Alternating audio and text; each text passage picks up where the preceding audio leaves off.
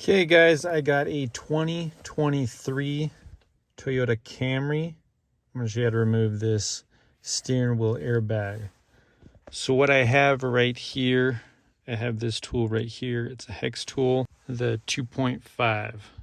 And that's small enough to fit in the hole. So there's a few holes. So right there, there's one hole.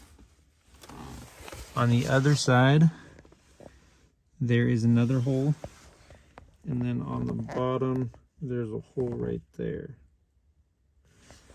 Okay, so I already removed it, but I'm going to show you how it looks when you're playing with it, because even if you put some light in here, it's really hard to find, so you really have to just mess around with it until you find it. So right here, this is where my pick tool is right now, but I'm going to move it right here and then push that out. So you just have to kind of work around until you find some play. Push it out. Come over to this side. Do the same thing. Push that out. And then the bottom, so we can see our thing right there. You just push it up and that'll pop it out. And then there are springs right here, and once you pop those out, the springs will just pop the airbag out on one side. I'm going to show you what it looks like with it on, but for the connectors, this right here, you're just going to pop these up. These orange reddish pieces, you're just going to pop up.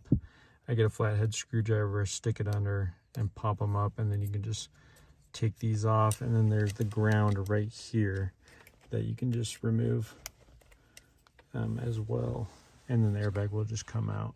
If you're trying to take the steering wheel off, I believe that is a T50, 55, or 60, and you just stick that in there, remove it about halfway, and then shake this until it comes off, kind of pulling it and just back and forth, and that'll come off as well. And then you just remove these clock spring cables.